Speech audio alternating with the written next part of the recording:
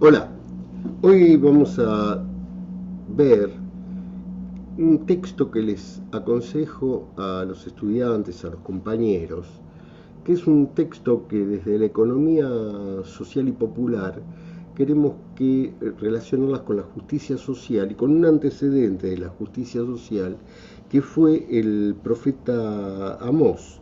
Acá hay un texto que lleva adelante Ariel Álvarez Valdés, que yo recupero.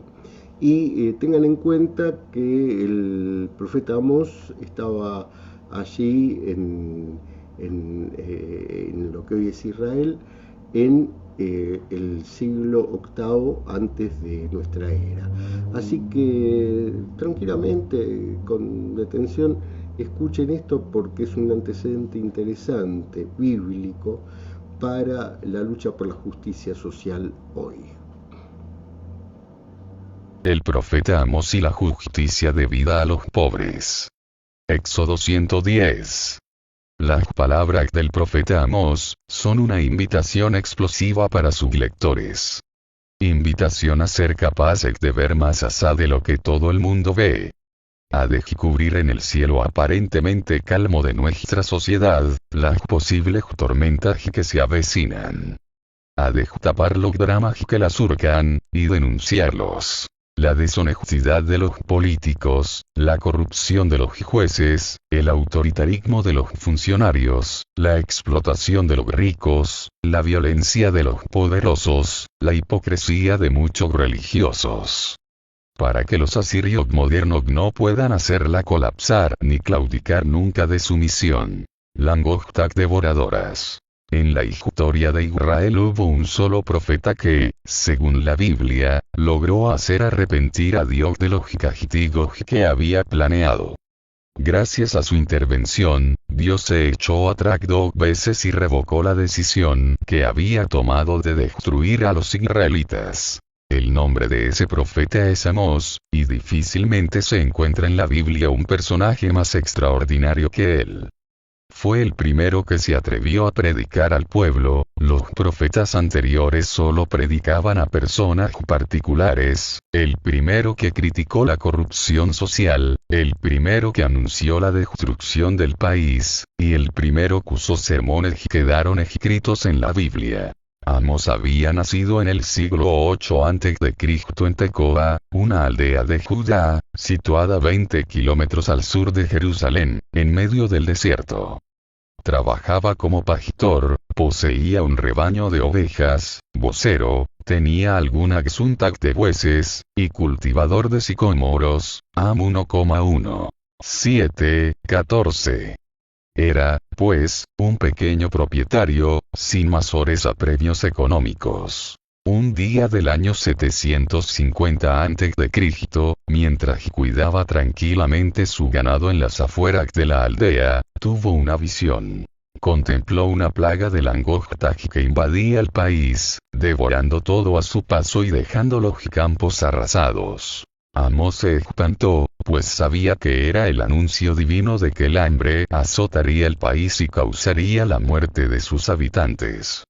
Entonces gritó desesperado: «Por favor, Señor, perdona». Y Dios le contestó: «Está bien, no sucederá». Am 7:1-3. Porque el muro está torcido. Semanas más tarde, Amós volvió a tener otra visión. Una lluvia de fuego caía sobre la tierra, secaba los mares e incendiaba el país, en un pavoroso espectáculo de infierno y muerte. Otra vez Amós reaccionó gritando: «Detente, Señor, por favor». Y Dios le contestó: «Está bien, tampoco esto va a suceder». An 7:4-6. Desde ese día el pastor de Tecoa anduvo turbado, y en sus salidas al campo para hacer pastar el rebaño, se preguntaba por qué le venían esas extrañas imágenes. Entonces una noche fue invadido por una tercera visión. A diferencia de las anteriores, esta no mostraba una catástrofe, sino un hombre con una plomada de albañil en la mano, que comprobaba si un muro estaba derecho o inclinado. La voz de Dios le preguntó: «¿Qué ves, Amós?». Él respondió: Una plomada de albañil, señor. Dios le dijo. Con esta plomada de albañil voy a medir si la conducta de mi pueblo Israel es recta. No le voy a perdonar ni una vez más. Am 7:9. Amós comprendió el sentido de la visión. El muro, es decir, el pueblo de Israel, estaba torcido, y el derrumbe era inevitable.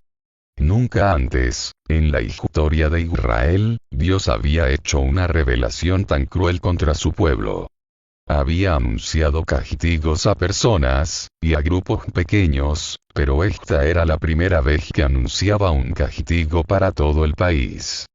Amós se dio cuenta de que ahora Dios estaba firme en su decisión, y no intercedió más.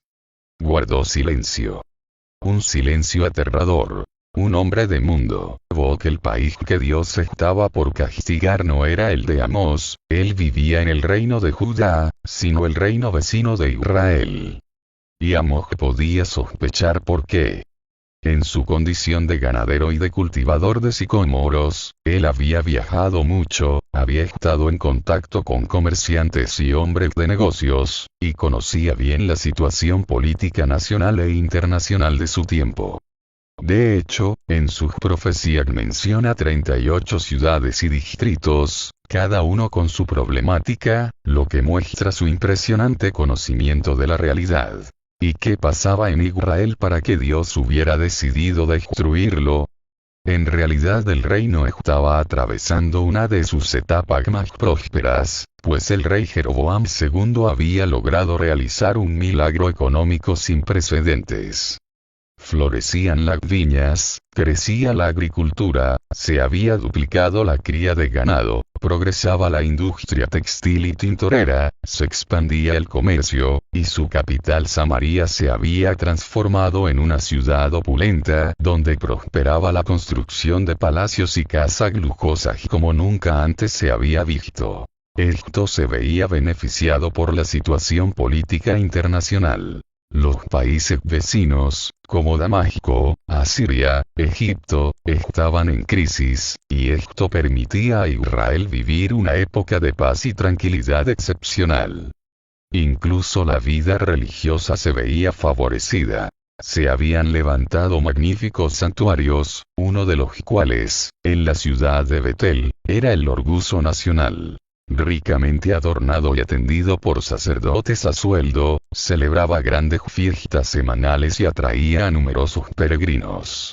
Cuando ruge el león. Pero todo ese bienestar ocultaba una enorme descomposición social. Porque mientras la clase dirigente aumentaba su riqueza, construía fastuosas mansiones, y organizaba espléndidos banquetes todos los días, mucha gente estaba sumida en la miseria. Había graves desigualdades sociales, y un contraste brutal entre ricos y pobres. Los campesinos se asaban a merced de los prestamistas, que los exponían a hipotecas y embargos. Los comerciantes se aprovechaban de la gente, falseando las pesas y las balanzas. Los jueces se dejaban sobornar, y recurrían a trampas legales. Y lo peor era que el gobierno no hacía nada para remediar la grave situación de injusticia. Amós se dio cuenta del deterioro estructural que sufría la sociedad, y de que no había forma de enmendarla. La única salida era destruirla totalmente y empezar de nuevo. En eso Dios tenía razón. Pero mientras meditaba estas cosas, Amós sintió de pronto la voz divina, que le dio la sorpresa más grande de su vida. Le encargó que fuera él al reino de Israel y anunciara la catástrofe. ¿Qué situación más embarazosa debió de experimentar Amós? Él, un ciudadano del reino de Judá, debía trasladarse a otro país, y así predicar un mensaje trágico y letal. Dios no podía pedirle algo más terrible. Pensó por un momento negarse y decirle a Dios que no. Pero sintió un temblor en su cuerpo, un fuego que lo devoraba por dentro, y un rugido ensordecedor que amenazaba hacerle estazar sus oídos. No era fácil rechazar un encargo divino. Y ese día decidió aceptar la vocación de profeta. Como lo dirá tiempo más tarde. Ruge el león, ¿quién no temerá? Habla el Señor, ¿quién no profetizará? Am 3,8. El desfile de los vecinos. Así fue como el ganadero de Teco abandonó su casa, dejó sus rebaños y partió rumbo a Samaria, capital del reino de Israel, a 90 kilómetros de su aldea, para anunciar lo que Dios le había revelado. Al llegar a la plaza del mercado, pasó una multitud que abarrotaba los puestos de compra y venta de mercancías, venida de la ciudad y de las aldeas vecinas. Se ubicó entonces en un lugar alto, donde todos pudieran verlo bien, y comenzó a hablar. Amós fue inteligente. Eligió una táctica genial y de gran hondura psicológica para inaugurar su misión.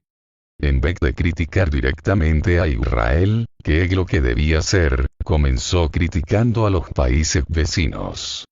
La gente, al oírlo predicar, empezó a acercarse para ver qué decía. Y escuchó cómo Amós, presentándose en nombre de Dios, mencionaba a las naciones enemigas de Israel y les comunicaba el castigo que se merecían por sus pecados. A Damasco, por invadir territorios ajenos. A Filistea, por comerciar con esclavos. A Fenicia, por su falta de fraternidad. A Edom, por odiar a sus vecinos. A Amón, por su crueldad en la guerra. A Moab, por ultrajar a los muertos. Y a Judá, por su idolatría. 1, 3, 2, 5. Cada frase de Amós provocaba en los presentes un asentimiento con la cabeza y aplausos de aprobación, de manera que poco a poco fue ganándose al auditorio y creando un ambiente sumamente favorable. Escándalo en la plaza. Pero el discurso no era mera retórica para ganarse la simpatía de la gente. Serviría para mostrar que, si Dios castigaba así a los pueblos que no conocían su ley, con cuánta más dureza castigaría al pueblo que conocía su ley y la había rechazado. A esta altura del sermón se había creado un ambiente de excitación formidable en la plaza.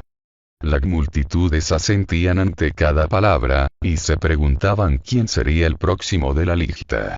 Entonces Amós, viendo que había llegado el momento, lanzó su carta escondida. Dijo a los israelitas: y ahora ustedes, ¿por qué han cometido tantos crímenes como esos? Porque venden al inocente por dinero, y al pobre por un par de sandalias. Oprimen y humillan a los débiles. Pervierten a los más humildes. El hijo y el padre se acuestan con la misma mujer. Se hacen quedar lo que no es de ustedes. Rezan a los ídolos, y después van al templo a tomar vino comprado con dinero ajeno. Am 2, 6, 16. Estas palabras cayeron como una bomba en el mercado, y el clima se volvió tenso. El auditorio enmudeció, preso de un gran nerviosismo. Poco a poco, la gente, molesta, se fue retirando, y dejó solo en medio de la plaza al profeta judío. Pero Amós no se desalentó, y regresó al día siguiente, esta vez a las casas de la ciudad, y con un mensaje más duro aún. Se dirigió a las mujeres de la alta sociedad. Le gritó: escuchen esto, vacas de Basán, que oprimen a los pobres, maltratan a los necesitados y ordenan a sus maridos traerle vino para beber. Dios lo jura. Vienen días en que ustedes la cebarán con ganchos, y a sus hijos con anzuelos. Tendrán que salir en fila, entre los escombros, y las echarán al excremento. Lo asegura el Señor. Am 4, 1, 3. Por unos higos maduros. Era una provocación increíble. Samar vacas de Basán a las mujeres de bien de la aristocracia. Pero Amós sabía lo que decía. Basán era la región fértil del noreste de Galilea, famosa por su ganado y sus vacas gordas. Y sabía también que la vida de lujo y bienestar que las mujeres de la capital cebaban solo era posible gracias a la explotación de los campesinos. Durante varias semanas, el tecoense continuó con sus denuncias ante la incomodidad de toda la ciudad de Samaria. Denunció a la policía local y sus métodos violentos, 3, 9, 10, a los jueces corruptos, 6, 12, a los abogados deshonestos, 5,7, a las autoridades que aceptaban soborno, 5, 12, a los funcionarios cómplices de la Casa de Gobierno, 6,1, a los usureros, 5, 11, a los ricos con su vida fastuosa y superficial, 6, 4, 6, a los testigos falsos, 8, 14, a los poderosos que se aprovechaban de los débiles, 8,4, a los comerciantes inescrupulosos, 8,5, a los vendedores inmorales, 8,6, a las chicas presumidas que solo se preocupaban de su cuerpo, 8, 13. No dejó a nadie sin acusar. Pero todo resultó inútil. Nadie quería escucharlo ni se interesaba por sus palabras. Amós estaba descorazonado. Entonces un día, cuando volvía por el mercado, tuvo una visión como la que había recibido tiempo atrás en Tecoa. Esta vez era una cesta con higos maduros. Y Dios que le decía que el pueblo, como esa cesta de higos, ya estaba maduro. El castigo se acercaba de manera inexorable, 8, 1, 3. Resolvió entonces partir de Samaria y dirigirse a la ciudad de Betel, donde se alzaba el más famoso santuario del reino, 50 kilómetros al sur. Le faltaba todavía decir así unas cuantas cosas. Expulsado por un sacerdote. Llegó a la ciudad justo un día de fiesta, cuando el templo estaba lleno de peregrinos que entre cantos y música presentaban sus ofrendas y limosnas ante Dios. Entonces Amós se paró frente al inmenso portal de entrada, y con fuerte voz empezó a predicar. Dice Dios: odio y detesto las celebraciones religiosas de ustedes. Me dan asco estas reuniones. No soporto los sacrificios que ofrecen en mi honor, ni las ofrendas. No acepto los terneros gordos que me sacrifican. Dejen de cantar para mí. No quiero oír el sonido de sus arpas. Lo que solo quiero es que haga justicia social y que practiquen la honra de todos los días. 5, 21, 24.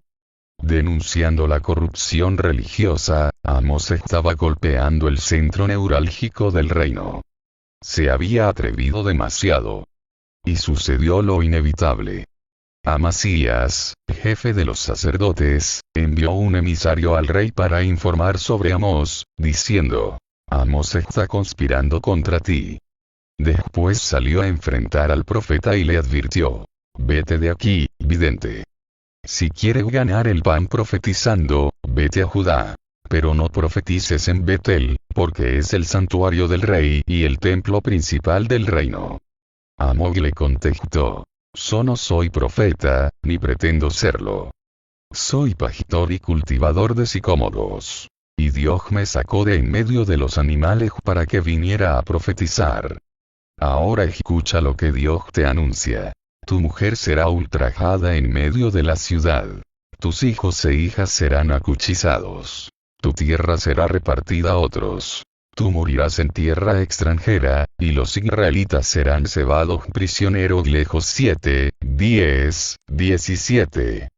Eco lejano de terror.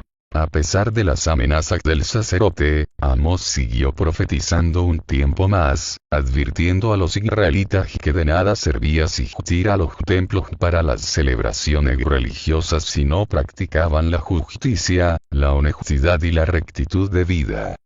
Fue entonces cuando recibió una última visión. Un devastador terremoto, seguido de una invasión militar, 9, 1, 4. Y comprendió que ya no había más nada que hacer. El fin estaba cerca. Abandonó pues el reino de Israel y regresó a su patria, a sus tierras y a sus bueyes. Su carrera de profeta había terminado. Una tarde de verano del año 721 a.C., mientras el pastor de Tecoa quizás cuidaba las ovejas en la tranquilidad de su aldea natal, sintió los estruendos de una feroz invasión militar. Eran los asirios, que habían irrumpido en Samaria, habían destruido el reino y se cebaban de portada a la población del país. Su vaticinio finalmente se habían cumplido. Nunca nadie, antes de Amós, había anunciado una catástrofe de tal envergadura contra el pueblo de Israel. Por eso sus palabras causaron honda impresión entre los supervivientes, que años más tarde decidieron recogerlas en un libro hoy conservado en la Biblia. Fue el primer profeta de quien se guardaron sus oráculos. El libro contiene 9 capítulos, con sus sermones ordenados de la siguiente manera. A. Profecías contra los países vecinos de Israel, su primer sermón, C1, 2. B. Profecías contra Israel, C3, 6. C. Las 5 visiones que tuvo, más el relato del enfrentamiento con el sacerdote Amasías de Betel, C7, 9 y 2. D. Para que el libro no resultara tan pesimista, siglos más tarde un autor anónimo le agregó al final un apéndice esperanzador, anunciando la futura reconstrucción del reino, la restauración del pueblo y la prosperidad de la tierra, perdida por la irresponsabilidad de sus dirigentes. 9, 11, 15. Ver lo que no se ve. Quien quiera conocer a un profeta debe leer Amós. Porque aunque su carrera fue muy corta, de apenas pocos meses, sin embargo fue el iniciador del profetismo escrito en Israel. Es que Amós se había dado cuenta de la perversión que reinaba en el país.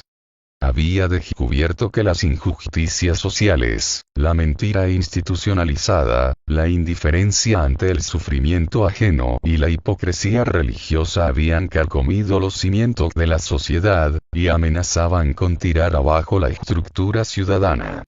Pero su audacia más grande no fue la de anunciar semejante tragedia, sino de anunciarla cuando nada hacía preverlo. Cuando solo se veía prosperidad y estabilidad económica, en un reino que atravesaba los mejores años de su historia. Porque Amós tenía el don de ver donde nadie veía. De comprender, iluminado por Dios, que las situaciones aparentemente favorables son falaces cuando están edificadas sobre la pobreza de muchos y el martirio de los desheredados. Que no puede haber religiosidad sin ética, y que no hay ética sin justicia social.